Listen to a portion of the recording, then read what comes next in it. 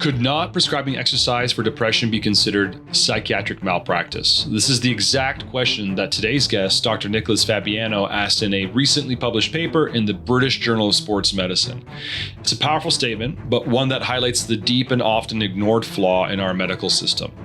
We live in a world where the physician treats the body and the psychiatrist treats the mind. Yet, every time you finish with a tough workout and feel that anxiety melt away, you prove that this separation is a lie. Now, for centuries, ancient wisdom got this right. Thinkers like Hippocrates knew you couldn't heal the mind without treating the physical environment of the body. The mind-body link was at the core of medicine. Yet, modern specialization has severed that crucial life-saving connection. Dr. Fabiano is a psychiatry resident on a mission to correct this modern oversight. He is a leading advocate for integrative psychiatry, using evidence to argue that ignoring lifestyle factors like exercise and nutrition is not just poor practice, it's actively holding patients back from true wellness.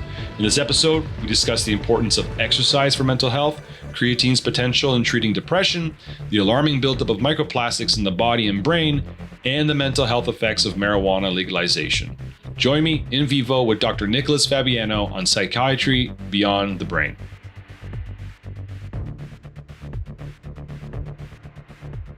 Dr. Fabiano, you are a psychiatry resident who's on a mission to educate anyone who will listen on the connection between mental health and physical health.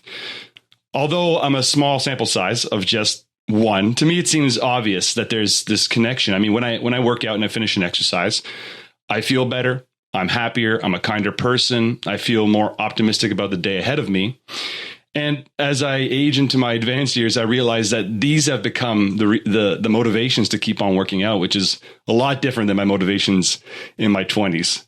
And I also know several people who kind of use the gym as a respite. You know, they can't live day to day, or it's really what keeps them sane day to day. So talk to me about this connection between mental health and physical health that seems so obvious, but so overlooked by medicine. And how did you find yourself at this point where you're now a leading advocate for the connection between exercise and mental health benefits?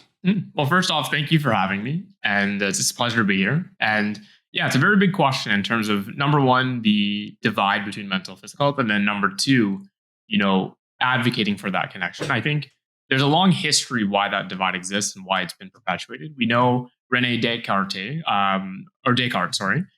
he was a philosopher back in the 17th century who had this divide between mind and body.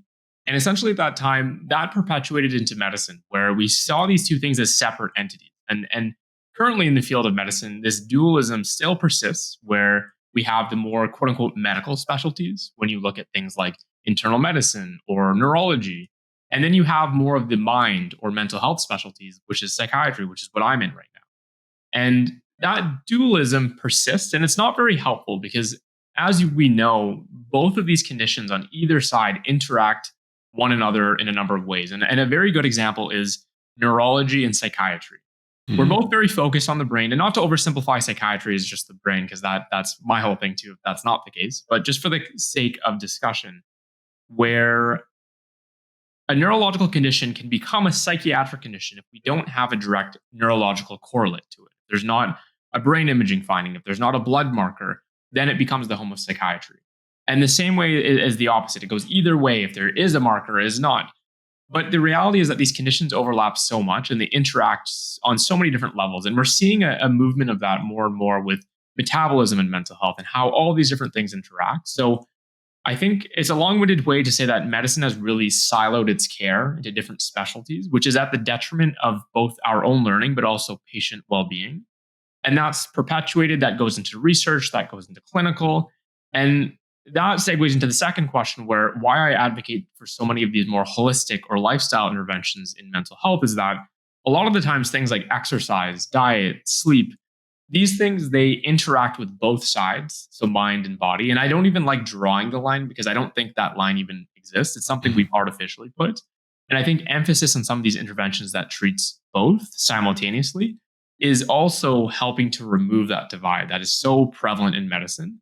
And that is also why I do so much research in the overlap between mental and physical health. And I try to collaborate with internal medicine colleagues, ophthalmology, neurology, all of these different people, because it brings us together and thinking in the same space.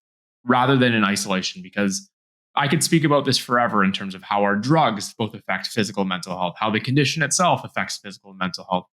Pretty much any example of a condition you bring up will affect the other side, whether you group it initially as physical or mental. And that's why I'm so passionate to try to bridge that divide and offer treatments that look at both, and also looking from a side effect perspective that we care about both. So yeah, I think it was a long-winded way to say that the divide is imaginary between the two. And I think we need to start treating it as such, and not that we're in this siloed based care. Now, I've got so many questions just right off the bat there. Mm-hmm. Some of this problem that you just described, the siloing, is it partly due to the fact that it becomes hard to, in the lab, separate mental from physical because there can be so many confounding variables? For example, are you depressed because you're physically unhealthy and that makes you depressed? Mm-hmm. Like your situation, rather than some pathophysiological reason. Mm-hmm. Is that part of the reason why this has been so solid? Because it's difficult to separate the two sometimes, or at least from my vantage point on the outside, thinking as a researcher, how do you actually explain away the two or disconnect them? Is that part of the reason? Yeah, I think that's part of it. I think to simplify, or it's easier to put things into boxes to understand. An example of like the DSM or diagnostic criteria for physical disorders. And I think as human beings, to understand stuff, we like to put them into boxes. Mm-hmm. And you're right to say that it's difficult to separate these into physical and mental. But I think we do that to ourselves. We choose to make the separation, and we choose to say, oh, we need to see that this effect is due to the physical effect of the drug. And a good example even is something like placebo effects. Mm-hmm. With many medications, we are so fixated on, and maybe using antidepressants as an example, of saying, SSRIs increase serotonin. And this is a very simplistic sort of sense of it. And the serotonin hypothesis of depression is that you're depressed if you have low serotonin, which is not the case in its simplicity. I think we make these examples to make it easier for our brains as providers to understand, but there's so much more to it. So I don't think there's much utility even to separating it as, is the effects of exercise physical or mental? Sometimes I write about it that way because that's how the public understands it. But I don't think it's a very effective way of discussing it, because in the reality, if I can get someone with depression to exercise and it improves their mood, it improves their overall physical health. And again, I don't like using the dichotomy, but for the sake of discussion, does it really matter that we tease out the two? Like we've artificially drawn this line between them. And now we want to say which effect is having on which system, when it's health as a whole. It's not physical, mental, it's the whole thing. And that's where it goes into caring for the whole patient, rather than saying, okay, this antidepressant is to treat your mental health. I don't really care about your physical. That's not what we should be doing. We should be caring about the whole patient. It's kind of like trying to maintain a car, only ever changing the oil and never looking at the brakes, or anything like that, right? Now, you brought up the serotonin hypothesis, which I wanted to bring up a little bit later, but since you brought it up, in 2022, the Journal of Molecular Psychiatry put out this meta-analysis on serotonin levels and whether it correlates with depression, and it sort of brought that all a storm. There's a big debate now because of that. It's always been debated, but this was a big turning point. How has, if you don't mind explaining what the results of that meta-analysis were and how that might sort of help the argument or the unsiloing or the coupling of physical and mental health? Yeah. So I think for a historical concept, we spoke about it a little bit, where the original serotonin hypothesis of depression is that if you have low levels of this neurotransmitter serotonin, you have depression. And the whole premise for antidepressant agents, so SSRIs or SNRIs, was that they could replete these serotonin levels and thereby treat your depression. And I think this was a very simplistic way of presenting it. And this meta-analysis that you're referring to, I think it was by Joanna Moncrief in 2022 in the Molecular Psychiatry. It came out, and it was an umbrella review that brought together a lot of different evidence bases. What I will say is I think I'm in the middle of it. I think the umbrella review, there was a lot of concerns in terms of the methodological quality of it. So there were studies omitted, and I think they made claims that extended beyond what they could have in that instance. What I take away from it is it was great that it generated discussion in the space with regards to the serotonin theory and opening up or revisiting psychiatry, how we look at treating depression. From that sense, I think serotonin is implicated in depression. There's a lot of for cognition, reward behavior, all these different things. Do I think depression is just a serotonin lowering and that you can just treat it by elevating serotonin? No, I don't think it is either too. So I think the utility of this umbrella review was creating that discussion. I think there were errors in terms of the methodological, again, aspects of it, of making claims that serotonin is not implicated at all, because I don't think that's the case. But I think it was helpful to create discussion, which I think is much needed in many fields where we become very cemented in a specific way of thinking, and then it just doesn't change. You stay fixated in depression's low serotonin, and we get so hyper focused in all of our research on serotonin that we don't look at the big picture. So to go to the second point is that I think it helps broaden it to a bigger picture of depression isn't just neurotransmitters. It isn't just the brain. It's also the body. It's the person's experience. Some of these systems may be implicated in it, but I don't think that it's the sole cause. I think we're, again, going back to humans being simplistic, trying to understand things. This is why we have things like the DSM. This is why we have things like all of these different books that we read, is to put things into our boxes so our brain can understand it. But the reality is that it's a much more broad condition, that there's a lot still to learn in diagnosing, but also treatment. So I think, that would be kind of my take on the paper from molecular psychiatry. Now, as a resident, as a former undergraduate student, I'm sure you've heard, the notion that science or this medicine, that medicine should be interdisciplinary, right? And then sometimes it doesn't end up being that the case when you get into the real world. As you mentioned, you have people experts handing off to other experts, and they don't necessarily work together. Do you see that changing? Like, have you actually seen that on the ground floor as a resident in the way that this is trying to be integrated, or at least the way that you're suggesting it? Do you mean across disciplines? Across disciplines. So, for example, our discussion specifically, we're talking about physical health and mental health. But is there more of a attempt at actually practicing that, or getting new psychiatry students or new medical students to actually implement that as they enter the workplace? Yeah, I think we're seeing a little bit of a movement towards emphasis on not this simplistic, just mind view of psychiatry. Yeah, there you go. Before, again, heavily on these neurotransmitters or even the therapy side of things, which are both important. But I think we're starting to see, number one, caring about people's physical health in psychiatry. So even independent of mood aspects, I think is a step in the right direction. And that's even with the advent of a lot of the GLP-1 drugs. And an example outside of depression is in schizophrenia, a lot of the treatments like antipsychotics have a lot of metabolic burden for people. And we're seeing increasing research and increasing clinical interest in mitigating that. So a lot of the times through lifestyle, GLP-1 drugs. And I think that's part of bridging that divide, where we're not just saying, hey, we're the mind specialists, we only care about the mind, but we realize that, yes, we also have a responsibility to take care of someone's physical health, especially if our treatments can worsen that. So that's one step. I do think that in the research world, and I can speak from my own experience too, that we're trying to bridge that gap by working with people that are not just within your siloed care. And it's very important because I've done projects even in eating disorders and published a paper in the Lancet Psychiatry. I think it was a few months ago, maybe a year ago now, where we looked at people with eating disorders and electrolyte abnormalities and how that predicted many adverse health outcomes. We paired with nephrologists because, electrolytes and kidney, that's their expertise, to really delineate what would be important there and what would be clinically useful.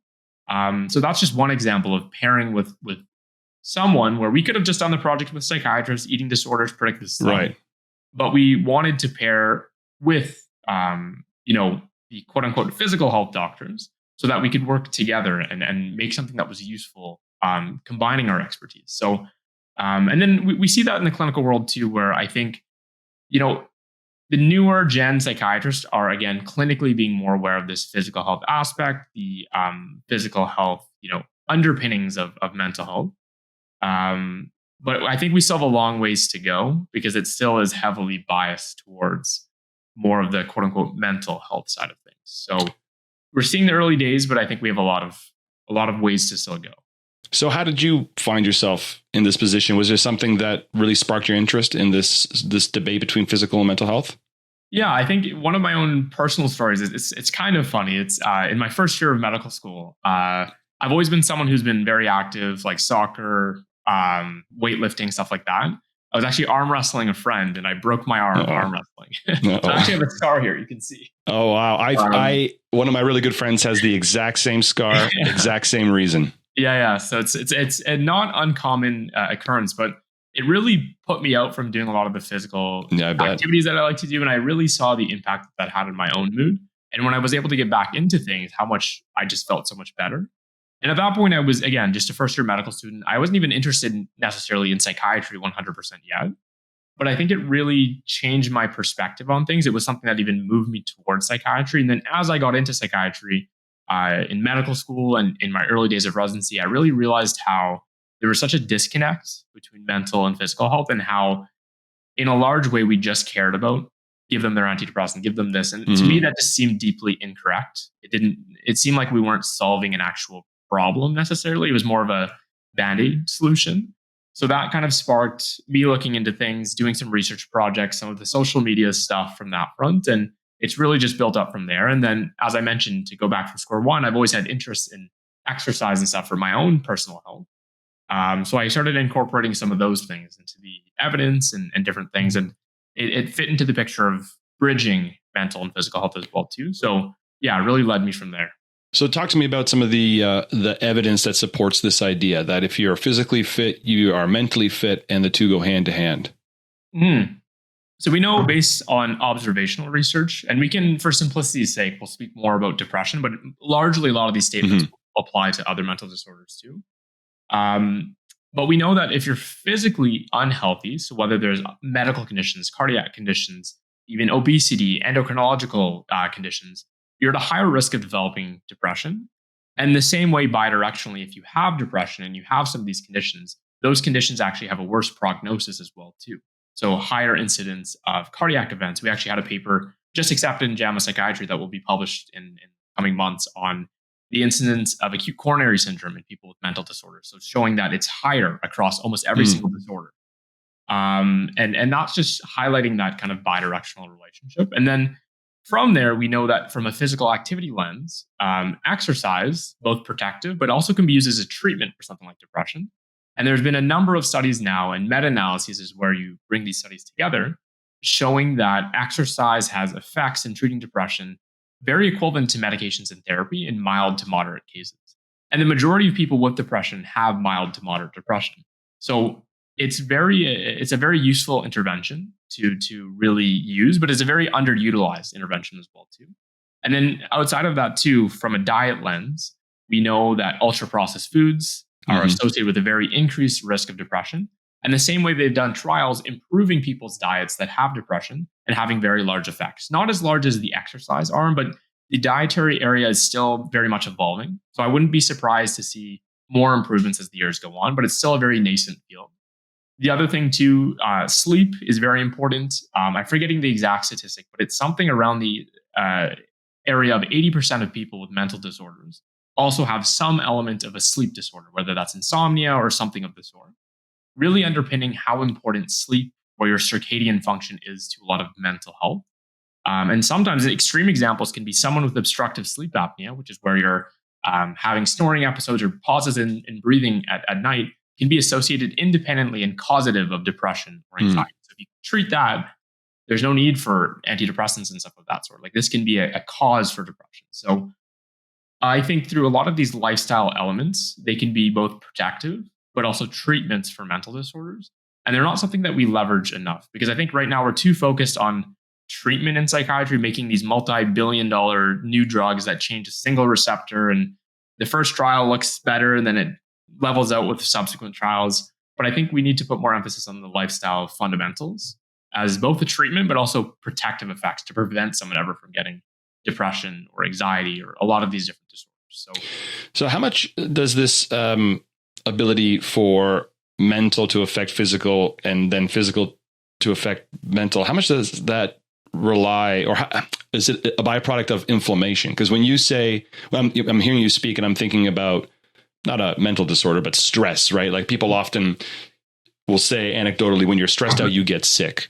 And it's known that stress will increase inflammation markers, but also you mentioned ultra-processed foods also increase these inflammation markers that might then result in some sort of disease. So what can you say about inflammation in general Mm-hmm. as to how it can affect both your mental and physical health? Is there a connection? Yeah, so there's a large body of literature looking at inflammation across all mental disorders, more so in the mood disorders for like depression or bipolar disorder. And it seems that these associations exist with food, diet, exercise, etc., and even in predicting people that develop depression or develop a bipolar disorder, or during the active phases of their disorder have higher inflammatory levels, so both systemic or central inflammation.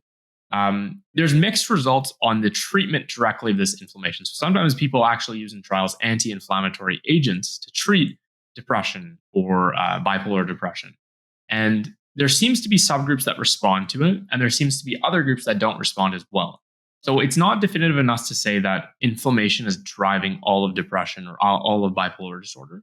But it does seem that there are maybe subgroups that would benefit, where they're even in JAMA Psychiatry recently, I think they'd released an editorial speaking about an inflammatory subtype of depression, and maybe even wanting that to be present in the DSM-6 to specify that someone may benefit more from these anti-inflammatory treatments, which I am a big proponent for, adding more detail to the diagnosis of depression, because right now it's this term that just catches everything. And there's so many different ways to diagnose it. We treat it all the same way, but I think it needs to have more detail to treat specific symptom clusters or stuff of that sort. So yeah, I think inflammation does have a role in depression, bipolar disorder, even other disorders that we didn't directly speak about, like schizophrenia, anxiety disorders, PTSD. And it may even mediate some of the connections to the physical health outcomes that we see, which makes a lot of sense too. So even in our unpublished study right now on the mental disorders predicting acute coronary syndrome, inflammation may mediate this pathway, where people that have these mental disorders that are in a higher inflammatory state may be at a higher risk of developing cardiac events. And it's very hard to causatively say that inflammation is just causing A to B, but to say that it is likely an element would be fair. Yeah, I think of it almost like a fulcrum that it could be used to swing things one way or the other. Now, would you say, what do you say to people who suggest that maybe as a result of focusing just on the mind that SSRIs are overprescribed? Do you think they are? And what's your comment on that? Yeah, I think right now, in terms of the healthcare system, how it's set up and how little time there is for people to see patients. And I think with SSRIs, most of the time, and not to put blame on anyone, is they're most often prescribed in the primary care setting. So your family physician, this is who's seeing the majority of people with these mild or moderate depressions. And this is where we're also seeing sometimes increasing in prescribing rates, but I think it's a testament to increasing depressive symptoms around the population, limited time in the encounter with your physician. And with that, what is the byproduct, right? The options for depression, in a simplistic sense, are antidepressants or therapy. Now, antidepressants can be covered by insurance. It can be something you write on a prescription. A patient starts, they're able to adhere to it quite easily. They're usually very well tolerated. There are side effects that are warranted for discussion. Therapy is a little bit more of a time investment. It costs a lot of money for someone to commit to. So sometimes over $200 a week, which that's a lot of money for someone to do long term. So when you have these options, and again, exercise is always an option as well too, that I'm a very big advocate for, which is also lumped under the therapy arm, where it's a large discussion. We have even less resources to refer someone to, or like supervised exercise, gym. None of that's covered either, whereas therapy sometimes is. What you get as a result of that is, what's the quick fix? That's going to be more antidepressant medications. And unfortunately, they don't work for everyone. We know that 30 to 50% of people actually don't respond to some of these first-line treatments. So you're left with a population of people that have now tried this first step. It didn't work. And now what, sort of thing? So I think it does lead to how our system's set up. We're quick to prescribe antidepressants because the poor family physician that has 5 minutes to see per patient, that's all they can really do. And we don't have systems set up where I recently spoke about, we wrote a paper on, could not prescribing exercise be malpractice? I was just going to bring it up. I was waiting for a moment to jump in. Perfect. Yeah. Thank you very much. Yeah. So to that, and I'll let you ask a question on that, but just to the point on that is, in my office, I can write a prescription, whether I click a button or I write on a piece of paper, this antidepressant for this dose, they fill it, they get it the same day. I would love if I could do for exercise, I could do the same thing. Same diagnosis, I write, prescription for exercise, gym trainer to be covered, et cetera, et cetera. Same day they can do that sort of thing. But I can't right now. So me and even other physicians that are in the position where you're treating someone with depression, you want to also prescribe something that's realistic for the person. And right now, how the system's set up is it doesn't allow for that. So there's a lot of systemic change that needs to happen even before educational change. Like there's a lot of stuff that isn't in the right place for this to be possible, but I think it will happen eventually. It just needs to be constantly cemented in, and we need to actually see examples and change from that side. So just to be specific, it was a very recent paper, I think just a couple of weeks ago in the British Journal of Sports Medicine, titled, Could Not Prescribing Exercise for Depression Be Psychiatric Malpractice? So you hope that it will go that way one day, which would be great, would be awesome. Now, I'm thinking, like you said, the system is just not set up for that. Wouldn't that be a wonderful business opportunity for an industry to flourish where you have gyms, exercise facilities where you have trained doctors working there and other clinicians that can offer these solutions, but that just simply doesn't exist right now. But it might in the future. So for any entrepreneurs out there looking forward, I think that would be an awesome industry to get into. So I guess the question about prescribing, so you can't do that right now in a sense that would allow it to be covered or actually prescribed. But are doctors such as yourself, psychiatrists, doing that sort of, on the down low, if I may use that term? Would you suggest it to a client and not necessarily write it down as a prescription? Yeah, no, I would both suggest it and even write it down as an informal prescription. Right. One thing that we bring up in that paper is, when you speak to your doctor about an antidepressant medication, you're expected to know the medication you're taking, the dose, the route you take it, how often. You'll have follow-up in terms of how you're doing from a side effect, an effect perspective, even with standardized scales. But with exercise, oftentimes you're told by your doctor, just go for a walk, just go for a run, just do that. It's very condescending. It's not very helpful. The person in front of you, whether it's for, again, physical or mental condition, already knows that. It's very common sense. I'm not introducing anything crazy by saying exercise, as you said at the beginning of this episode, is helpful for your mood and all of these different things. Not a revolutionary concept from that front. But I think what we need to do is help the patient in a similar way with the prescription for a medication and laying out something that makes sense. So first thing that we said is, we know that supervised exercise actually does have higher adherence, higher antidepressant effects. So that would be great. That requires systemic change. Otherwise, there's unequal access to care for a lot of different patients. But to prescribe exercise, we recommended using the FIT principle. So it's FITT. So it's breaking down exercise into a sort of a prescription. So you have frequency, you have intensity, you have type, and you have the timing of exercise. And these are all different parameters that you can physically, if you want, write down on a prescription. And of course, you can't fill that and get a medication for that. But it can be something that you keep in the patient chart. You speak with the patient, how it's going for both a side effect perspective, an adherence perspective, a treatment perspective, all these different things similar to a medication. And these attempts can be made without the supports that I mentioned before. But it's again, circling back to wanting to make it realistic for patients. And it would be great if those supports were available because it makes it more actionable. Because again, someone with depression already has low motivation, already has low energy. These are features of the condition. And if you're adding barriers to that, even more so, there's an infinitely small chance that someone's going to be able to carry that out unless you're able as a physician to remove them. So that's kind of where we're at right now. So as a doctor reaching into his toolbox as it pertains to exercise, how do you decide what to suggest? So I guess first question is, what's the data on types of exercise? We'll stick to depression. The types of exercise that seem to be maximally beneficial. And then from there, I guess my question would be, how much training, how many classes do young doctors coming up get in let's say, nutrition and physical fitness, exercise, and this idea? Yeah. So in terms of picking an exercise for a patient or what the best option is, the number one is adherence. You want to make sure that someone is doing something that they want to do. So if they've done something that they've done before, or there's something they have motivation to do, completely run with that. Because I think to make a parallel to the diet world, you can prescribe someone a diet that is quote unquote the best, but it costs $200 a meal. Right. It takes 3 hours to make. It tastes horrible. They're not going to, maybe if they do it for a few days, but then they stop after that, that's not really the benefit that you're aiming for. So the number one thing is working with your patient to find something they actually may want to do or could see themselves doing in a realistic sense.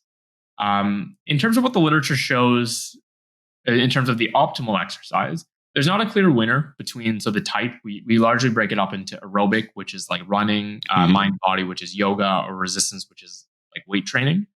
There's not a clear winner. The most evidence is around aerobic, just because I think feasibility of trials, it's very easy to do these trials for running or walking. Right. But there's not one that comes clearly on top. The only association that we really see is that intensity. So the higher intensity, so closer to vigorous exercise, the more the antidepressant effects. But there are also a lot of nuances to that statement too, because number one, different age groups have different intensity levels, which are the best. So older individuals, so usually around 60, 65 or higher, actually do better for mild to moderate. So there's nuances to that. And the other thing is too, you don't want to be starting an intensity right at the top. And it's also not realistic. If you tell someone with depression who is not moving at all to now, I want you to exercise for 2 hours a day at maximum intensity, that's not realistic. And that's not fair to the person either. So you want to start with little small amounts and build up from there too. So even if it's a few minutes per day, it's a walk, it's going outside, all these little things, they really build and they build momentum. And we know from the research, going from sedentary behavior to even moving a little bit has massive antidepressant effects. And it's really those early steps that you start to see this exponential curve. And eventually it does drop off a little bit. Like there's such a thing of too much exercise. And then to your point about what teaching we get in medical school and residency, I can only speak to my own experience and from people that I've spoken to, but it seems that there is a big gap. We're obviously taught that exercise and diet and all these things are really good for your mental and physical health. But there's not this practicality in terms of how do you actually talk to this with a patient, or when is it appropriate? What do you do? Especially from the mental health side of things. I think there may be some lectures on exercise from more of a physical sense, but virtually from my experience, almost none from a mental health perspective. So I think educationally, we're very much lacking in that end. And I think, again, it goes back to our heavy emphasis on neurotransmitters, the biological basis, all these different things where we're learning so much stuff that in practicality doesn't actually lead to a lot of changes in your clinical management.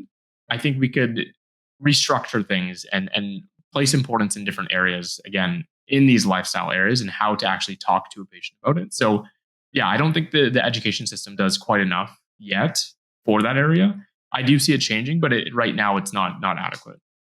When you mentioned exercise, you pinpointed aerobic exercise. The first thing that came to my mind was runner's high. I mean, it's very well known. You hear that. You go for a nice vigorous run, you get this runner's high, whether it's endorphins or some other endocrine system function happening. So very small data point for that box in that regard. So that's cool to hear. Something I wanted to get into, something that you discuss a lot, and I had a chance to discuss with your colleague, Dr. Brandon Liu, is the use of creatine. So I spoke to him about it in the context of sleep deprivation, which can feed into depression, as you mentioned earlier on. But what is the data on this very popular supplement now that used to only be sort of reserved for gym bros maximizing muscle gains? But there's lots of talk now about its implications on mental health. What can you tell us about creatine?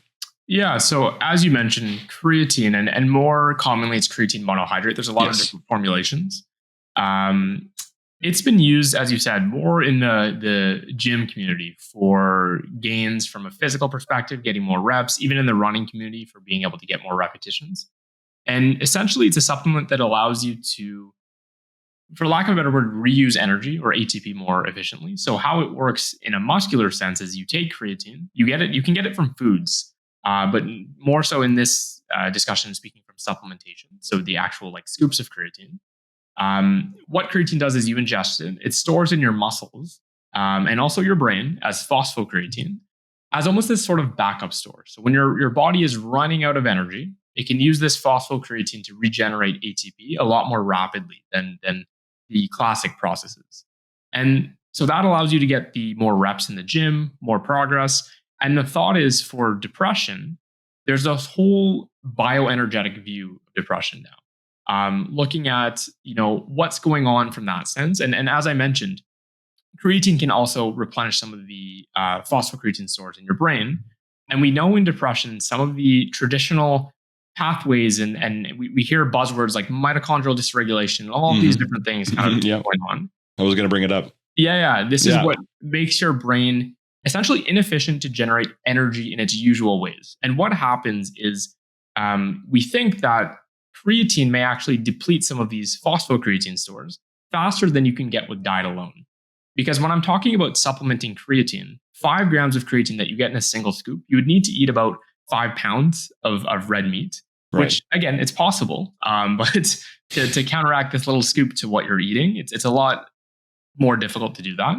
So the thought behind it is that, using creatine to replenish these stores, it's not going to cure depression. Depression is not a creatine deficiency, but it may help with some of the symptoms associated. So the low energy, the low motivation, even sleeping difficulties, or as you spoke about with Brandon, the sleep deficits that are associated with depression. Maybe this can serve as more of a Band-Aid to help the person get going. And to get into the clinical trials, there have been a handful of clinical trials published on this so far. All of them so far have paired it with a first-line measure for depression. So the majority have paired it with antidepressants, so creatine plus antidepressants. One recent trial, I think in 2025, paired it with therapy, so creatine plus cognitive behavioral therapy. And they've largely all found a very similar thing where creatine leads to an improved response, but also a faster response. A lot of these trials are still pretty small. They're not on the scale of your standard large-scale antidepressant trials. So the results are still preliminary, but it's a very interesting early signal. And we're trying now to even set up a trial looking at creatine monotherapy, so creatine just alone, in mild depression. So I think there's a lot of potential for creatine in depression, even in other mental disorders. But I think it still needs to be explored more in terms of what works best. Does it work alone as a monotherapy? The other thing I didn't speak about is the dose. A lot of the time we hear 5 grams per day is what people use for fitness, but there's increasing evidence that maybe higher doses are needed. So 10 or even higher, and specifically within a sleep deprived state. So yeah, there's a lot of potential for creatine. I think sometimes it looks like it's this cure-all for everything. I don't think that's the case, but I think it can be something where it can help with a lot of the symptoms of depression or sleep deprivation, which is a common feature in depression. Now, totally a sideball question here. Another supplement which is gaining a lot of interest. Have you looked into methylene blue? I don't know a whole lot about it. I've seen a lot of the media craze about it. I remember when I saw, actually, I think it was something on Twitter of RFK putting it in one of his drinks or something. Yeah, that's right. I hadn't looked too much into it before, so I'm not an expert in this by any means. From my literature hand search, I don't think there's a lot of evidence yet in mental health for its treatment. And I can't speak too much about its effects in anything. More to say that it's maybe an emerging treatment, but I don't think there's strong enough evidence to make any definitive recommendations based on it. Yeah, what's interesting here is that so that it itself works at the mitochondrial level as being another electron, part of the electron donor chain, and so does creatine, which is interesting. And my point here is it's interesting how in certain times in history, certain subjects sort of pop up and coalesce. And right now we're seeing this resurgence of mitochondrial dysfunction being of great interest. I just spoke to a PhD MD cancer doctor, and there's a theory there of cancer originating from mitochondrial dysfunction. So I think in the future, it's going to be a very large, and it already is. Dr. Martin Picard, I'm sure you're familiar with him. He's sort of at the forefront of studying that, and even the mind-body connection via the mitochondria, which is very, very interesting. Do you know anything about that? So I'm not as much of an expert. I know Martin. I also know like Chris Palmer as well too. Yep. Big in the space of the mitochondrial dysfunction as a central route of Yes. mental health. And I really do like these theories because, as you mentioned, they really bring together this mind-body divide where we look at the basic unit being energy or energy production or deficiencies in energy production and how we can modulate that to treat depression or treat different mental disorders. And I think it's very exciting research because I think it really gets down to the root of maybe what's going on. And not to say that simplistically mental disorders are the result of mitochondrial dysfunction from the serotonin hypothesis perspective. But I think looking at it through the sense of, adverse experiences in life can result in mitochondrial dysfunction, or adverse childhood experiences, which predispose someone to mental disorders, may result in mitochondrial dysfunction, I think is a better way to look at it because it brings together this social aspect too, which I think otherwise we fall into this trap of everything being having a biological basis, which is great because I think academically we love mechanisms. We love to hear electron, this, that, this. Yeah, first principles. Yes, absolutely. Yeah, but I think it's nice to tie them together and have some of these theories, which Chris does wonderfully in his book as well too, of how these psychosocial elements may come together and result in some of these biological changes. Not always the start of it being biological per se, that you're predisposed to have depression because your mitochondria is XYZ, but that your whole environmental setting, plus your genetics, plus all of these experiences can result in this. So I think there's a lot of merit to these theories that have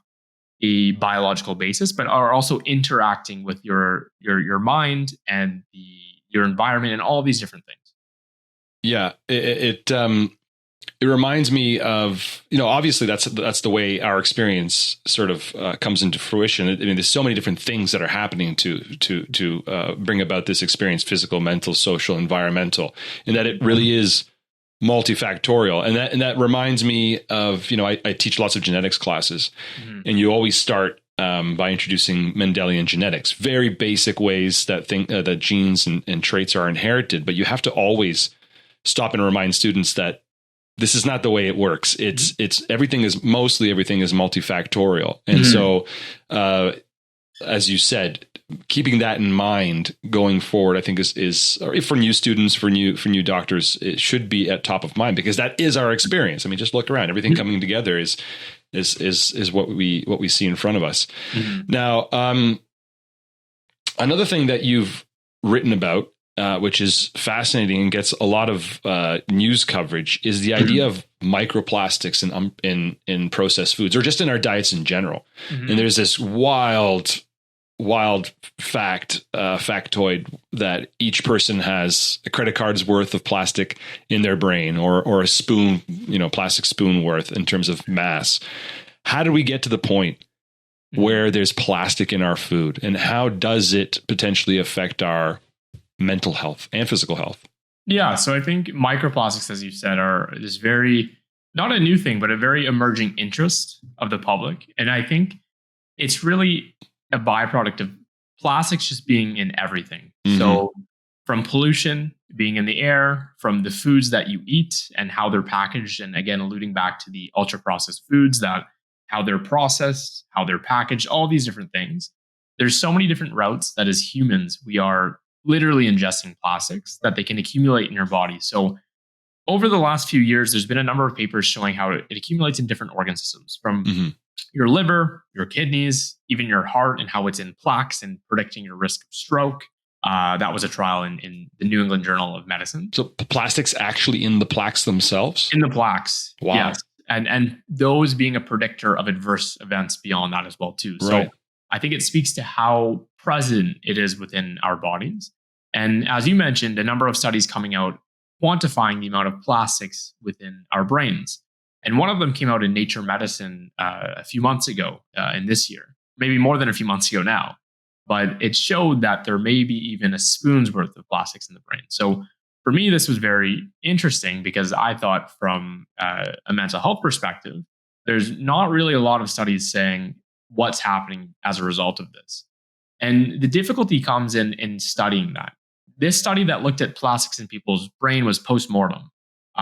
So it's very difficult to quantify mental health variables retroactively Sure. postpartum and do all these things. So I began to wonder, how can we quantify microplastics that someone's intaking? We don't have we have a dietary inflammatory index. You can guesstimate what someone's inflammation is based on their diet and stuff of that sort.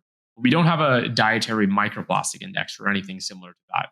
So I knew, based on the existing associations with ultra processed foods, that it's associated with increased depression, anxiety, all of these different things. We also know that ultra processed foods are one of the highest things to have microplastic content. And the other thing is that in America, at least, the stat is, I think it's over 50, almost 75% of the energy intake in America comes from ultra processed foods. So to me, that looked like a pretty good proxy to estimate microplastic content. So I had just written up a commentary on that saying exactly what I described here, that we know there's an association between ultra processed foods and mental health in a poor association. And we also know that the ultra processed foods have a lot of microplastics. What effect is there having on our mental health? And there's not a definitive answer. I think that was more of a call for action for observational research to say, guys, let's try to measure what effect this is having on the brain or on mental health.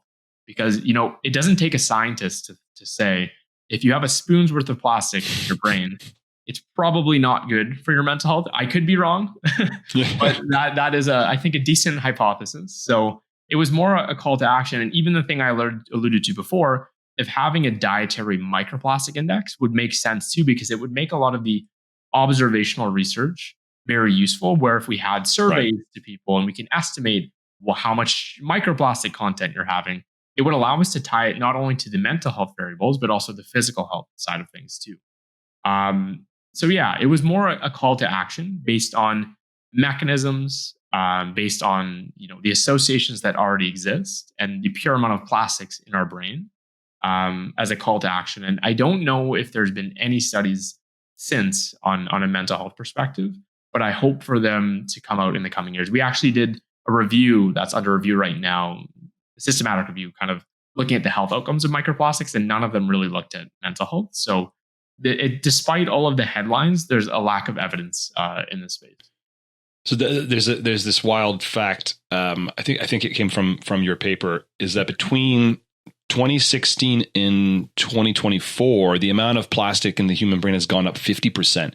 So just in that 8-year span, in the last 9 years, that's wild. 50%. What's changed in our packaging or our food processing to allow that to happen?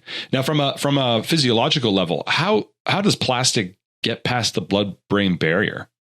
So I think one thing is, there's microplastics and there's nanoplastics, and I'm forgetting the exact measurement differences of these. Right. But we see more of the nanoplastics, so the smaller plastics that are actually getting to the brain. The brain, as we know, is lipophilic, and for some reason, the plastics like to follow that pathway, and they may end up in the brain as a result of that. There's been other interesting research. I think it was in JAMA Network Open, maybe, looking at the olfactory pathway, so to get to the brain as well too. So there's not a definitive link of how these plastics are actually getting to the brain, because we know that the blood-brain barrier is usually pretty good at this. Yeah. The other thing that I didn't mention in that Nature Medicine study is that they found people with dementia actually had higher amounts of plastics in their brain compared to those that didn't. So again, this is an association. It doesn't mean that microplastics cause dementia, because we know in Alzheimer's disease, the blood-brain barrier is also leakier, which would permit the inflow of more microplastics. So the arrow can go both ways. So not to say microplastics cause dementia, but again, I don't think it's a crazy hypothesis to say having plastic in your brain may accelerate some of these processes, because we know that even something like Alzheimer's is there's a lot of hypothesis about clearance of waste products and the glymphatic system. And again, having plastics there to obstruct that or cause inflammation may not allow that process to happen. So I do think the arrow is bidirectional there for microplastics being higher in someone with dementia. But if there is a causative element, I think that is also very relevant to pay attention to, given what you mentioned. In the last few years, a 50% rise is not insignificant. Oh, absolutely not. So is this something that should be on the radar of everyday people? Like, should you think twice before you consume something? Oh, this might have this amount or that amount or more or less amount of plastic. And if we should be thinking about this, what are some practical things that people can do despite the fact that it's so pervasive. I mean, one debate or discussion that I've seen multiple times and that I've had with friends is, we should switch from beer in cans to beer in bottles. And then you read that, in fact, the bottles themselves might have more plastic in them than the cans do, which are lined with the plastic. So what can somebody do to reduce their exposure to micro and nanoplastics? Yeah. So I think the first thing is knowing that you cannot reduce it to zero. Just with the current today's world, trying to make your goal to be zero will drive you insane. But there's a few things that you can do to just try your best to avoid intake. So we mentioned one of ultra processed foods. It's just good for your overall health, independent of microplastics, to try to avoid those as much as you can. Even other things like bottled water sometimes can be something that, it's in a bottle of plastic can be something to avoid. Even things like tea bags were associated with a lot of. That's another one that got a lot of news. Yep. Yeah. So a lot of coverage for that. And then even microwaving your foods in plastic containers is a very big exposure source too. So instead, going for things like glass or different things of that sort may be safer. But again, as you said, the evidence seems to go both ways sometimes, where this is better. Then a study comes out and says, well, actually, this is not the greatest. So I think right now, we can only work with the best evidence that we have and try to be cognizant of avoiding different things that you can to the best of your abilities, but also having the caveat that it's almost impossible to be completely zero. So just if it's at the forefront of your mind, that's already a lot more than most people probably, and just making some of those substitutions probably go a long way. But I can't definitively say that will change any of these outcomes that they've seen in the studies, because there's actually no studies to say, if you change this or change this, what does your body microplastic content do?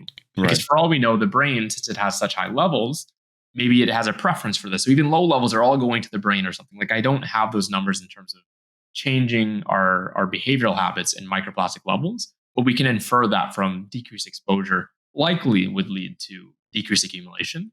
So yeah, the evidence, again, very sparse in terms of what exists, but these are just some practical things that people could do. Yeah, you mentioned confounding studies, less plastic, more plastic, or, caffeine's good, caffeine's bad. Wine is good, wine is bad. But this is why it's so, what you do as a science educator and communicator is so valuable, because you help to make it more digestible and break it down. So I appreciate what you do for exactly that fact. Now, is there anything you can do? I guess my last question on microplastics, can they be removed from the body? Yeah, that's a great question.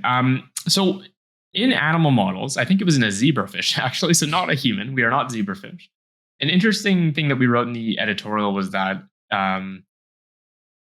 these zebrafish, when they were in an environment that didn't have a lot of microplastics in the water and everything, it seemed that the levels decreased, and it was over the span of weeks to months.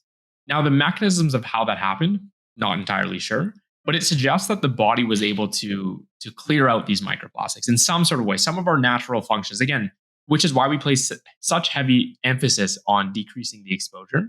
There's been a number of papers coming out about different blood therapies and all these different things. I think they're very preliminary. It's not definitive enough to say, hey, you should go to the clinic and get your blood swapped out with non-microplastic blood. I don't think we should be doing things like that. Right, or dialysis. Yeah.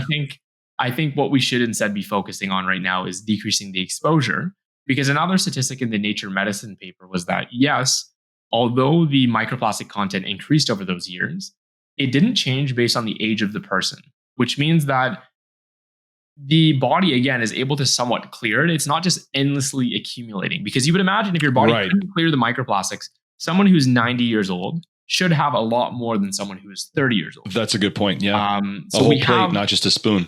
Yeah, exactly. Yeah, exactly. So our body is somewhat regulating and clearing this on its own, which is why I think you get a lot better and safer outcomes likely if you're just avoiding exposure and allowing your body's normal mechanisms to clear it before we have definitive evidence of an effective clearance strategy. Because it's one thing if tomorrow we see a paper come out in Nature or Science that there's this microplastic clearance strategy that is clinically approved, safe, et cetera, then the story changes. But right now that doesn't exist. So I think, again, highlighting avoidance of exposure rather than trying to take it out per se. Yeah. The zebrafish example is interesting, where the quantities dropped when you put them in clean water, for a lack of a better term. So maybe it's just osmosis or passive diffusion, right? Yeah, it could be. Okay, switching topics completely. Since the legalization of cannabis here in Ontario, Canada broadly, there has been a surge in related schizophrenia cases. My question is, and also we hear this term cannabis use disorder, right? So first of all, let's start there. What is cannabis use disorder? So cannabis. So there's cannabis use, which is where people are using it recreationally, socially, one-off sort of thing. Yeah. For any substance use disorder, it's when you start developing this maladaptive pattern of use. So you can substitute the cannabis in this word for alcohol, for cocaine, any of these words. So it's more a behavioral thing. Yeah. So it's like a behavioral thing where there's functional impairments. Now your life is almost around the use of the substance too. So you are allocating a lot of time to getting the substance. You are spending a lot of money on it. There's functional impairments on your life and relationships. So this is where it becomes more disordered. And we're seeing rates of that increase, I think, as a result as well, too, as the availability of cannabis, specifically within Canada. And, not to jump to the next question, but a lot of the things that we had spoke about is its association with mental disorders and specifically schizophrenia. Right. Yeah. So I think this is what, from the cannabis, and I'm not agnostic, but it doesn't offend me either way, whether you use it or you don't.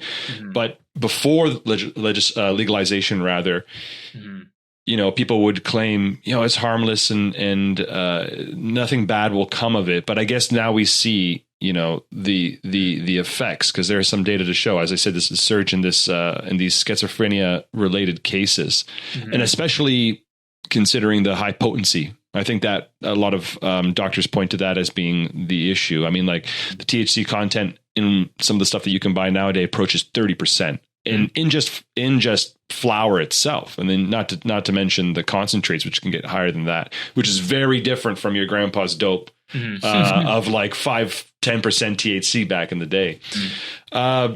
Do you see a potential change going forward? Is the situation that bad that some of this might be pulled back? Yeah, I'm not sure if there will be a change. I think the biggest thing is that we need to educate the public so that they're informed of these risks, because I'm all for people making their own decisions, even absolutely. Bad decisions. You're allowed to make a bad decision.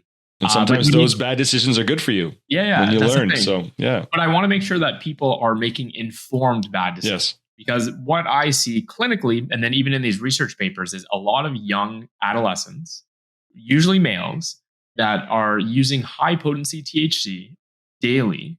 And then I see them in the emergency room because they're having persistent psychotic symptoms. And to now connect this to the research world, that was actually done in Ontario by our group and published in JAMA Psychiatry. When you have an adolescent male, I think the age group was 16 to 18 or even 14 to 18, I'm forgetting the exact age range, that has a substance or cannabis-induced psychosis. Within 3 years, their risk of transitioning to a schizophrenia spectrum disorder, so that's schizophrenia, schizoaffective, things like that, is almost 50%. I believe it was 41%. So that's wild. If I'm a parent or if I'm the person that is contemplating, smoking high potency THC regularly at that point in my life, I think I would at least have a second thought about that. If that doesn't change someone's decision making, power to them. But I think it's just something people ought to be informed about before doing that, because schizophrenia is a lifelong disease with very, very poor outcomes for the majority of people. A lot of people don't achieve symptom stabilization at any point throughout their life. They may have periods where they're without positive symptoms like the hallucinations, delusions, but they're left very debilitated by what we call the negative symptoms, where they don't have motivation, they're not able to work, they don't have energy. And this is something that we actually can't treat very effectively. So I think just placing a lot of emphasis on, I can't say definitively that cannabis causes schizophrenia. I do think that there's my stance on it is that there's a genetic preloading to that. But as we discussed before, all of mental health is not just genetics. It requires environmental insults, for the lack of a better word, to result in the development of whether it's depression, whether it's schizophrenia.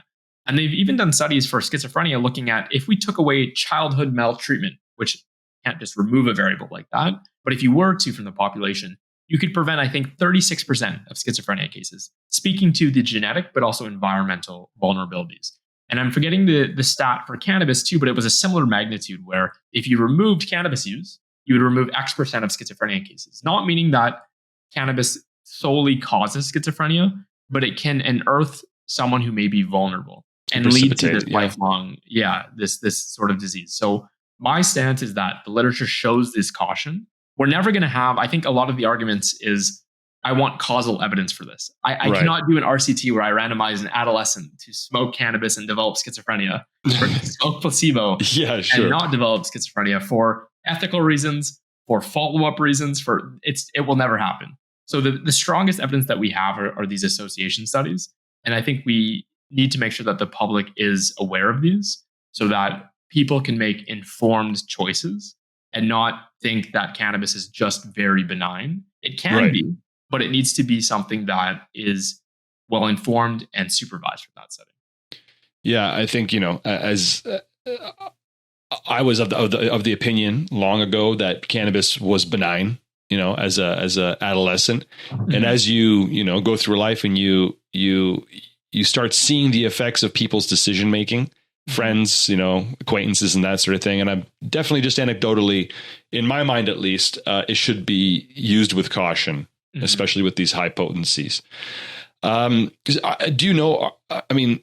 have you worked with any cases yourself of these schizophrenic breaks because of cannabis use? Oh, I've seen a number, yes. Both on call and both when I'm working on the inpatient ward of people that are now admitted to hospital with these psychotic symptoms. And then it's always hard, again, to tease out the causality element, but a lot of people with schizophrenia, their index episode is surrounding cannabis use. And even if they're not using it anymore, again, not to put all the blame on cannabis, but if an association and a strong association of that exists, it's pretty alarming. And to refer to the JAMA psychiatry study, I mentioned the statistic of percentage of people that progress to it.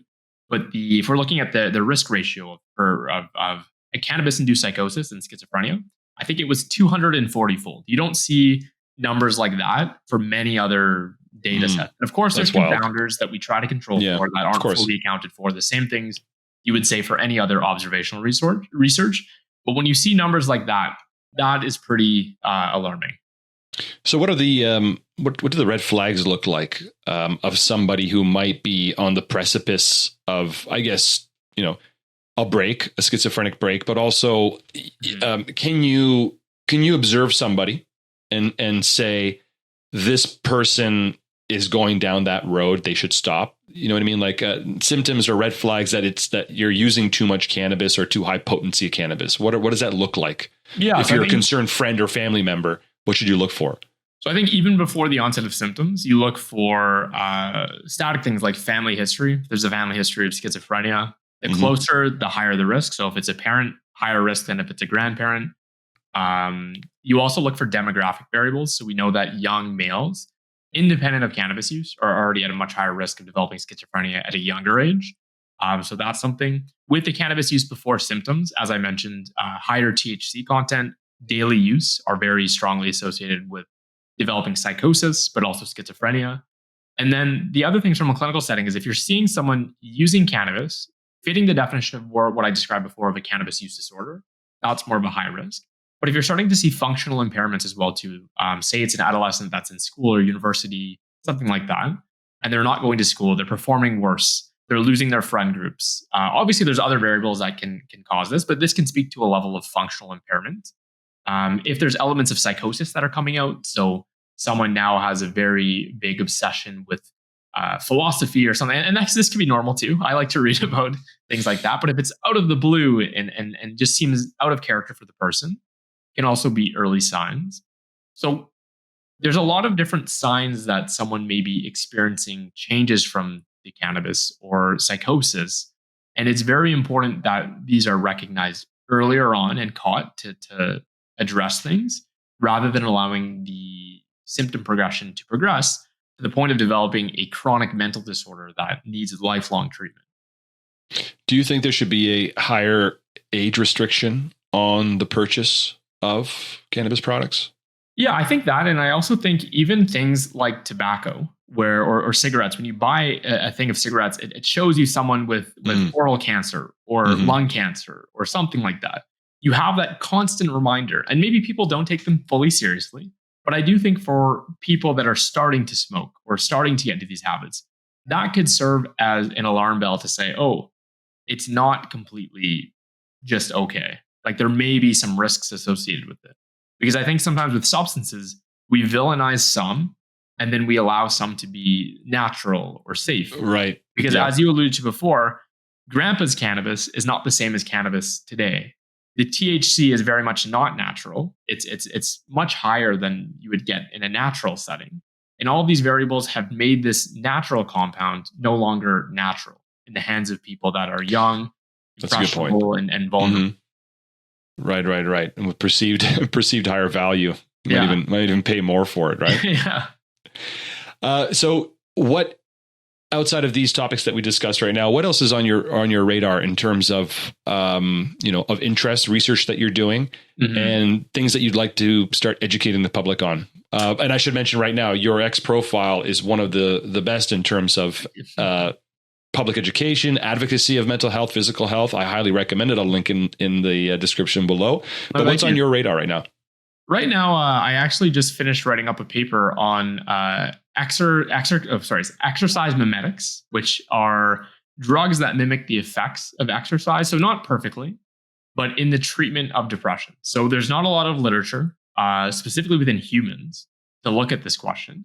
But I think it's quite an interesting area because we know of the benefits of exercise in depression, but a lot of the barriers like low energy, low motivation do not allow someone to fully engage in exercise. So the lens that I'm looking at it from is this something that could bridge actual exercise or even be used synergistically with exercise in the treatment of depression? So there's research more for the, again, neurological disorders to show that there's benefits, but there's not a lot for depression or mental health. So it's an area that I'm increasingly becoming interested in. Still need to learn for myself a lot of the different nuances, but I do think that there may be potential in this being a bridge for exercise for depression. And maybe not a lifelong treatment per se, but helping someone get into it and give them that initial boost that we often speak about are benefited from these low doses of exercise. So exercise in a pill, which is sort Pretty of been a, something that the pharmaceuticals companies have been striving for a long time. So is there anything available like that? And what would be an example? So a common one that you wouldn't think about one being is metformin. So metformin is a diabetes medication, but it actually works along some of these same molecular pathways, activating things similar to exercise. And that's one of the only proxies that we have human data really for, because we use metformin to treat diabetes, which is a population that has a lot of depression. So there are some meta-analyses showing early signals. Again, it's too complex to say that the exercise mimetic aspects of it are causing the antidepressant aspects, because we know of the widespread effects of metformin from a diabetes treatment perspective. But it's more of an early signal to say, hey, maybe there's something here. And there's a variety of other exercise mimetics that may have potential. But again, a very big lack of human data to definitively say that this will work. But I think at the very least, it's worth exploring. Interesting. What would your advice be to new, young med students, psychiatry students coming through the system, vis-a-vis everything that we've talked about here with mental health, exercise, the mind-body connection? What would your advice be to young students coming through the system? Yeah, I would say, just starting off, psychiatry is an area with a lot of gray areas, which is what drew me to it. I would say stay curious. Also question a lot of things. That's what I do. You never take something as a ground truth, especially within psychiatry where there's so much wiggle room in terms of definitions, treatment. So I think that's the biggest thing is stay curious in terms of different things. Don't take things as the absolute truth. You may have to for your exams, which I'm doing for my residency year or my exam year this year. But I always read things with a grain of salt. And I wonder, is there a different way to interpret it? Is there a better way to treat things? Is there a way that I should be looking at this to link mind and body more so? And I think you'll go a long way with that just from a learning perspective. But also, if you are interested in research and things like that too, it gives you endless ideas. Like I have so many ideas that I don't even have the time to write up because as I'm studying for my exams and stuff, I think to myself, this could be done a better way, or I don't completely agree with how this is diagnosed. And I think medical students in psychiatry or wanting psychiatry or not even in psychiatry, the same thought process can be used, because too often do we take guidelines and everything as gold standard because, that's what the evidence shows. But once you start doing the research, you start to realize the nuances of it and how, top tier evidence, maybe it's not so top tier and there may be more nuances to it.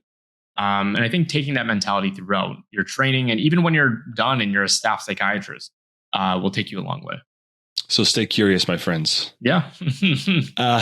And also, last question, if you don't mind, how has your advocacy and outreach been received by your colleagues? Have you had any pushback or any negative comments or anything like that? Yeah, I mean, surprisingly, I think on a large scale, a lot of people agree with some of these things. I think it's more of this sense of we've just done things the same way for so long that we become comfortable with it. So when I come out with even the could not prescribing exercise be psychiatric malpractice, that was meant to be slightly inflammatory. Yeah, I had a feeling. It was meant to make people mad. It was meant to create discussion, because I'm okay for someone to be mad at what I'm writing. I want that to create discussion in the space because that's what's needed. But surprisingly, 99.9% of people were like, yep, I agree with this, which I think speaks to the fact that so many people have these same beliefs. It's almost that we're afraid to speak up and be different than the norm. So yeah, a lot of the work has been well received, which I think is crucial for showing that there will be change in the coming years, that the community does agree with a lot of these concepts. It's more a matter of changing the structure of the system of psychiatry, but also society as a whole of how we treat and diagnose mental disorders. But yeah, I think it's actually quite well received. Wonderful. Dr. Nicholas Fabiano, thank you so much. I really enjoyed this. I learned a lot. I hope others did as well. Check out the Good Doctor's X account, and you'll learn a lot. Keep up the good work. You got a bright future ahead of you. Thank you for having me. My pleasure.